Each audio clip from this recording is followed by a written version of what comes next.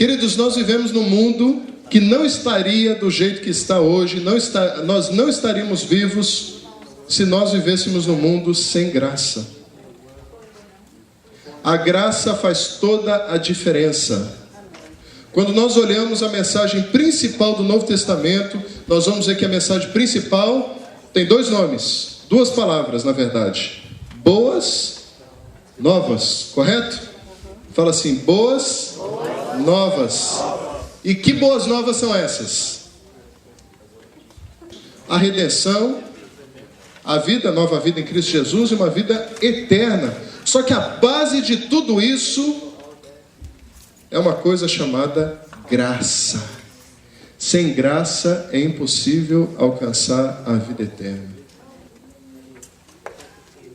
Sabe o que acontece, amados? Hoje eu quero falar um pouquinho sobre graça para vocês. Eu quero que vocês saiam daqui cheios de graça.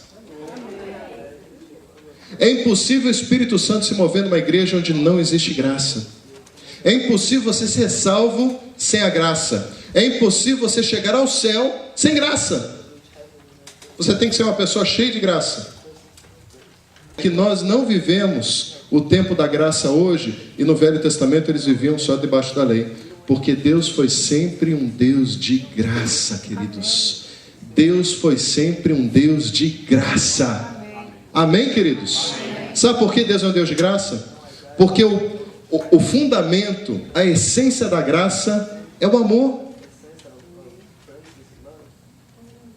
Quando você ama de verdade, você tem graça. Quando você se torna pai e o teu filho ele desobedece você tem vontade de dar umas pancadas no teu filho, de repente você dá. O primeiro sentimento que vem depois é misericórdia. Você fica aquela dor no coração. Eu bati no meu filho, né? Bati no meu cachorro, né? Sei lá o quê. Sabe o que é isso? É um sentimento que é baseado no amor. Porque você tem graça por aquilo que você ama. Um mundo que não tem graça, um mundo que é sem graça, é um mundo sem misericórdia, um mundo sem amor, um mundo que acaba, chega ao fim. Se não existisse graça hoje, o mundo já teria terminado há muito tempo, queridos. Então Moisés era a voz da lei e Cristo foi o porta-voz da graça. Não era porque na época de Moisés não existia graça, mas o povo não entendia o que era viver debaixo do amor de Deus. Vocês sabem por quê? Os muçulmanos têm um problema enorme para entender que Deus é Pai. Porque eles não conseguem entender que um Deus tem amor pela criação. Os muçulmanos, eles não entendem que o Criador deles pode ter amor por eles que são criação. Ele não tem graça nenhuma, ele precisa fazer para receber. Em contrapartida, nós, através de Cristo, não temos nada o que fazer, porque já ganhamos em Cristo Jesus. Amém, queridos? Isso se chama graça. E às vezes é difícil nós entendermos isso, porque a gente vive numa sociedade que você recebe o que você faz. Você sobe de grau na tua empresa, onde você trabalha, porque você fez alguma coisa que te levou no ponto onde você está. Você ganha uma nota A na prova porque você tirou 10. Você consegue receber o troféu depois daquele jogo de futebol porque você chegou até o final e você fez parte da equipe que venceu. A diferença é que com Cristo Jesus, aquele que vence é aquele que recebe de graça. É a natureza da lei fazer demandas. É a natureza da lei fazer demandas. E a natureza da graça outorgar bênçãos. Entregar bênçãos.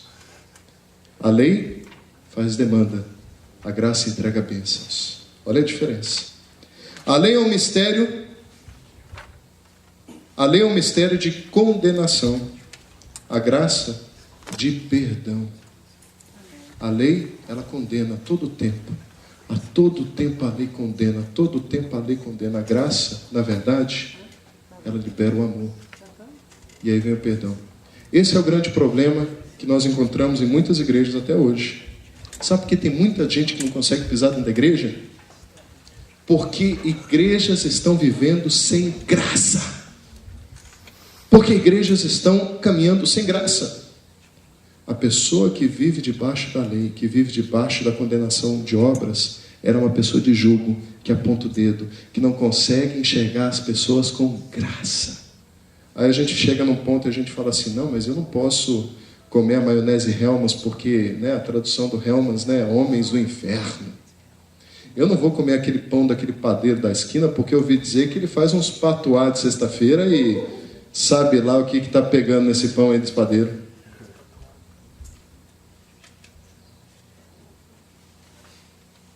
Querido, você tem que tomar cuidado com o que você acha que o inimigo tem posse. Porque a Bíblia diz que aonde abundou o pecado, superabundou a graça de Deus. Amém. Porque senão o que eu vou fazer é o seguinte: se a gente for ficar olhando a origem de tudo, mas eu não vou me relacionar, aqui com o Alisson, né? Porque ele já foi um drogado, ele foi um roqueiro satanista, ele foi não sei o quê, porque a origem dele é uma origem pagã. A origem do Alisson é uma origem pagã. Por que eu vou chegar? Não, mas aonde abundou o pecado, superabundou a graça. Dê um glória a Deus, irmãos. Pode dar uma salva de palmas, sabe por quê? Porque se você viver dessa forma, você vai viver dentro de uma prisão, não vai se relacionar com ninguém, vai ser separatista e vai voltar a viver como fariseu. Agora, sabe o que é mais interessante? É que tem várias igrejas levando o segmento, voltando a tradições de lei, mas eles querem viver algumas coisas que a lei colocava, que Moisés colocava, que a tradição de lei colocava, mas eles não querem receber o julgo e a condenação que a lei também traz. Sabe por quê? Porque o apóstolo Paulo, que foi o maior defensor na época cristã contra essa cultura de lei, ele falava que quem entrava debaixo da lei era maldito.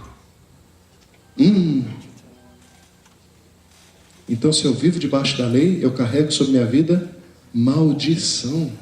A lei condena o melhor dos homens. Não tem como ser o melhor. A lei, ela condena.